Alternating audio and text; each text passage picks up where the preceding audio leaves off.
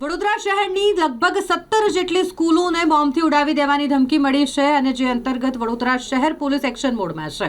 શહેર police commissioner Narasimha Kumar સહિત પોલીસના વરિષ્ઠ અધિકારીઓ જે અલગ અલગ સ્કૂલો ખાતે પહોંચ્યા છે। પોલીસ કમિશનર નરસિંહા કુમાર પોતે પહોંચી ગયા છે વડોદરાની ડોન બોસ્કો સ્કૂલ ખાતે, જેને પણ બોમ્બથી ઉડાવી દેવાની ધમકીભર્યો મેલ મળ્યો છે। લગભગ 17 જેટલી વડોદરા શહેરની શાળાઓ કે જેને બોમ્બથી ઉડાવી દેવાની ધમકીભર્યો મેલ મળતા જ ખળભળાટ મચી ગયો છે। પોલીસની અલગ અલગ એજન્સીઓ સાથે ખાનગી સુરક્ષા એજન્સી અને બોમ્બ સ્ક્વોડ તેમજ બોમ્બ ડિસ્પોઝલ ટીમ, આ તમામ ટીમો શાળા ખાતે પહોંચી ગઈ છે। શાળા ખાતે ચેકિંગ શરૂ કરી દેવામાં આવ્યું છે। આ સાથે જ વડોદરા શહેર પોલીસ કમિશનર કે જેઓ ડોન બોસ્કો શાળા ખાતે પહોંચ્યા હોય તેઓ દ્વારા પણ આ મામલે નિવેદન આપતા જણાવવામાં આવ્યું છે કે સૌએ શાંત રહેવાની જરૂર છે। પોલીસ અત્યારે પોતાનું કામ કરી રહી છે। તમામ શાળા ખાતે કામગીરી ચાલી રહી છે। 8 જેટલી શાળાને સેનેટાઇઝ કરી દેવામાં આવી છે। લગભગ 17 શાળાને બોમ્બથી ઉડાવી દેવાની ધમકી મળી હોય તેવામાં પોલીસ કમિશનર દ્વારા કહેવામાં આવ્યું છે કે તમામ લોકોએ તકેદારી રાખવાની જરૂર છે અને અત્યારે કોઈએ પેનિક થવાની જરૂર નથી, શાંતિ રાખવાની જરૂર છે। સાથે જ જ્યાંથી મેલ આવ્યો છે તેના સોર્સને શોધી કાઢવા માટે પણ પોલીસની ટીમો કામે લાગી ગઈ છે, જેમાં સાયબર ક્રાઇમની ટીમ પણ આ મામલે તપાસ કરી રહી છે। આજે સવારથી અત્યાર સુધી વડોદરા શહેરના જુદા જુદા વિસ્તારના 13 જેટલા સ્કૂલોને ઈમેલ માધ્યમથી બોમ્બ થ્રેટનું મેસેજ મળ્યો હતો।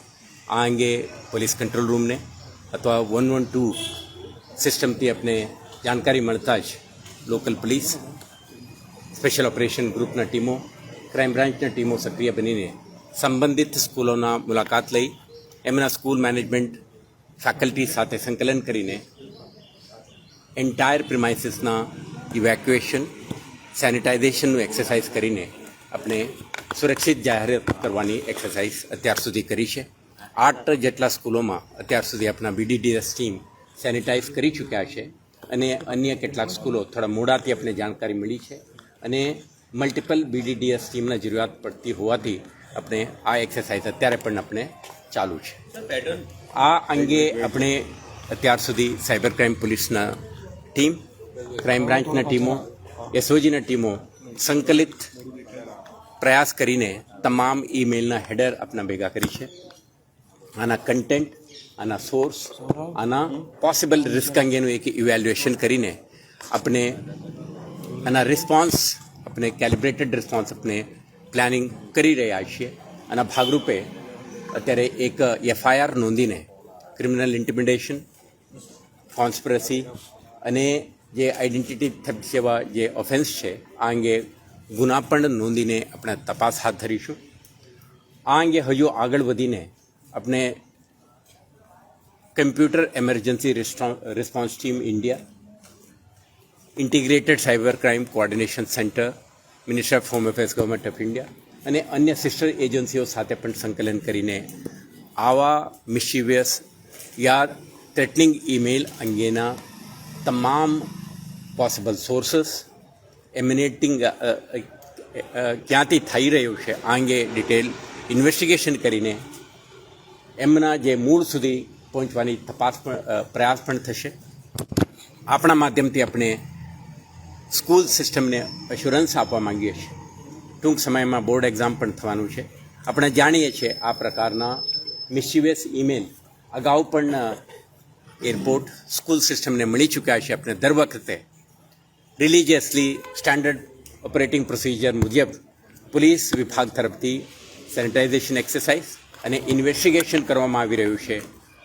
દરેક સ્કૂલ મેનેજમેન્ટ, ટીચર્સ, સ્ટુડન્ટ્સ અને વાલીઓને પોલીસ વિભાગ તરફથી એશ્યોરન્સ આપવા માંગીએ છીએ કે નિશ્ચિંત થઈને એમના એક્સરસાઇઝ કરતા રહે, પરીક્ષા માટે તૈયારીઓ કરે। આવા તત્વોને આઈડેન્ટિફાઈ કરવા અને એમના પ્રયાસોને નકામ કરવા માટે શહેર પોલીસ અન્ય એજન્સીઓ સાથે સંકલિત પ્રયાસ કરી રહ્યું છે। એવા કોઈ પ્રયાસમાં સફળ થશે નહીં અને ઇનપુટ મળ્યેથી તમે આપણા સંપર્કમાં રહો। સાથે સાથે પોલીસ વિભાગ સ્કૂલ મેનેજમેન્ટના સંપર્કમાંથી આજે સ્કૂલ સરકારી સિસ્ટમ તરફથી જે ડિસ્ટ્રિક્ટ એજ્યુકેશન ઓફિસર સાથે પણ સંકલન કરીને આપણે એડવાઇઝરી પણ જારી કરીશું। સતર્કતા અને સતત વિજિલન્સ અને પોલીસ વિભાગ સાથે સંકલન આ પ્રયાસોથી આવતા દિવસોમાં આખા સ્કૂલ સિસ્ટમને સુરક્ષિત રાખવામાં શહેર પોલીસ વિજિલન્ટ અને સતર્ક રહેશે. ક્યાંથી આ મેલમાં શું લખેલું છે ને ક્યાંથી આવ્યો હોય પેટર્ન? અત્યારે આ સિમ્પલ 2-3 લાઇનના જ ઈમેલ છે. આમાં કોઈ સ્પેસિફિક થ્રેટ કે કોઈ સ્પેસિફિક ઇન્ડિવિજ્યુઅલના નામ મેન્શન નથી. ખલિસ્તાન જેવું એક સંગઠનનો મેન્શન કરીને બોમ્બ મૂકવામાં આવી છે એમ કરીને ઈમેલ આવી છે.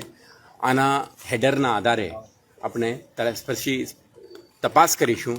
આના સોર્સ અંગે આપણે ડિટેલ્ડ ઇન્વેસ્ટિગેશન કરીને આઈડેન્ટિફાઈ કરવાની પ્રયાસો કરવામાં આવશે. સર, કુલ કેટલી સ્કૂલોને આ મેલ આવ્યા છે વડોદરા શહેરની? એક અંદાજો, કોઈ આંકડો?